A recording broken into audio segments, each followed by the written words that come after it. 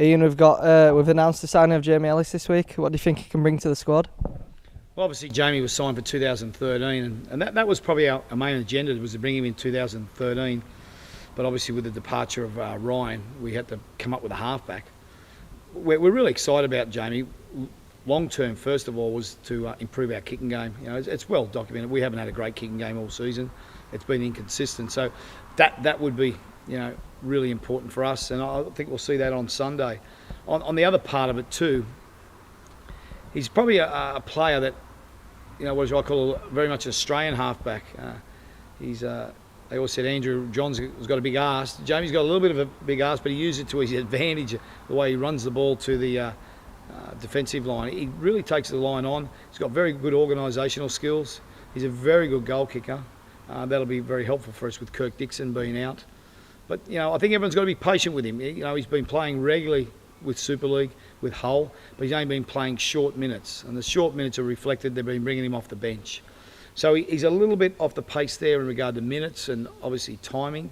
But if we can all sort of be patient with him, he'll be a really good addition to us moving forward, short term and long term. And the players he'll be a player the other players want to play with, because quite passionate about his game. He'll work hard, and he'll also bring a lot of skill. I'm looking forward to it.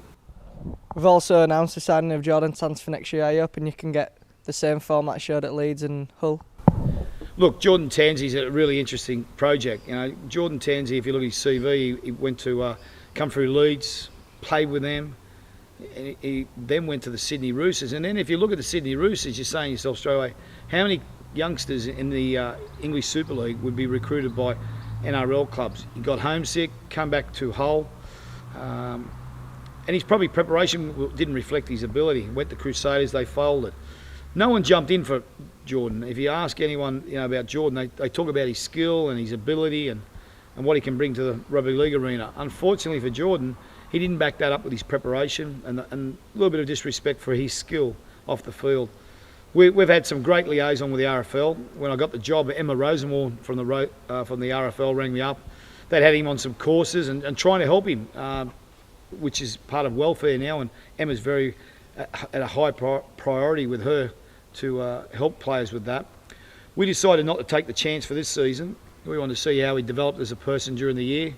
He continually rang us, not with any assumption he was going to be with us for 2013, but I quite liked the way he kept persistent with that. He's a player who's a utility player. Now, we were looking for someone who's a little bit multi-skilled. We're looking for someone who can play fullback. If we want to put him in the outside backs, we could. Play in the halves as a backup for the halves we've got. He can even play hooker. So, you know, obviously the wage we got him wasn't a reflection on his skill. It probably reflected on the opportunity we're going to give Jordan. He's on a 1-year contract. If he can get his preparation right and continue doing what he's been doing off the field, which has been really positive, we could have a really good player on our hands moving forward. Some unfortunate news this week is that Ryan McGoldrick's left the club after 6.5 years at the club. What is the message to the fans for that?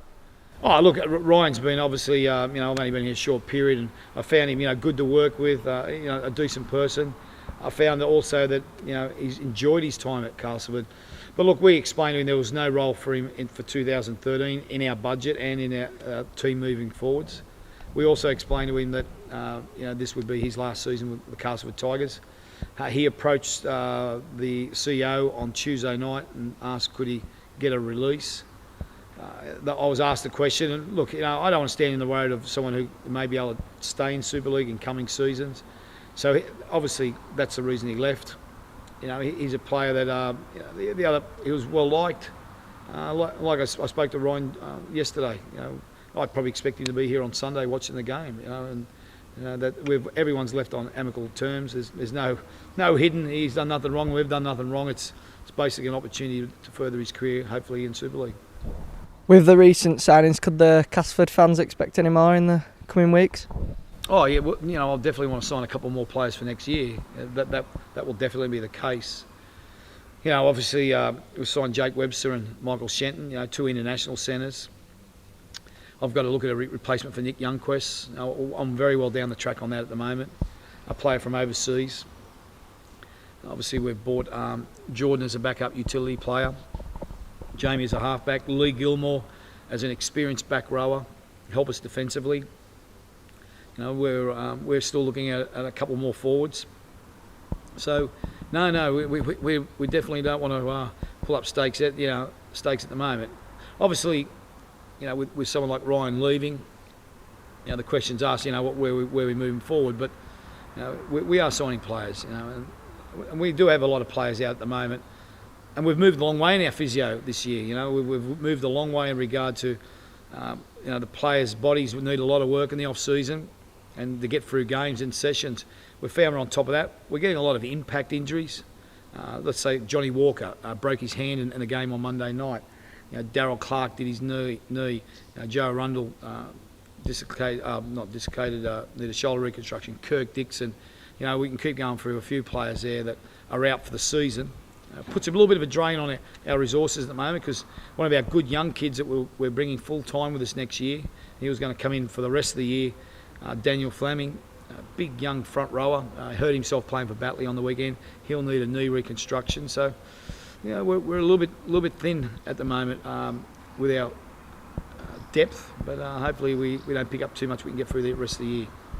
Looking forward to Sunday's game. We've got the Giants here at the Probis Coliseum. Could you see the Giants having one eye on next weekend's Challenge Cup semi-final? Oh, definitely not. As much as I know it's like the coach in a semi-final. They've won 1 from 6. You look at this talented squad. We're up leading the comp up nearly a certain stage this season. The depth they have and quality across the park. There's not many players, and their team haven't played international rugby league for either Australia, New Zealand, or England. So they need a win. They need a confidence boost, and then look. As much as people say how we go, we'll really improve with Jamie's kicking game.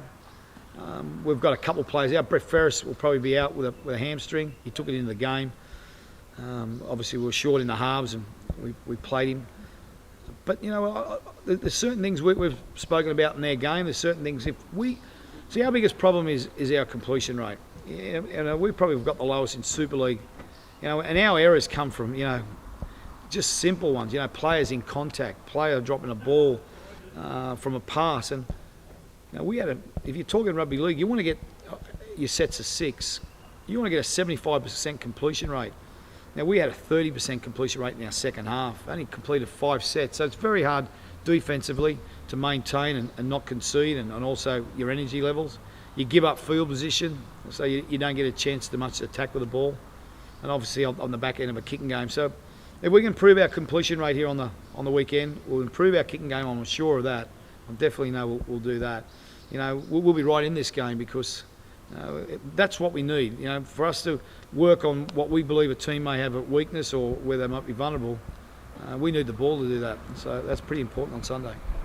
Looking off the field, commercial manager Nick Fozzard, who worked under you at St Helens, he's announced his first sponsorship deal for next year with CBR Engineering. Have you got anything reaction to that? Yeah, I think it's fantastic that he's been very active already, Nick. Out in the community and out amongst the business. Obviously, when someone comes in, they have their ideas, and and Nick's probably a very vibrant and person other people like to be around. And I was really pleased for him that he got his first deal. And when I say first deal, the first major one that's significant, obviously, to a jumper, a local company, which probably makes it even more significant. Support off a local company and a bit of confidence from a local company. I seen the photograph on the website. I thought it was great to see Malcolm really there. One of the greats. I've spoke to Malcolm a few times this year. He's been very supportive.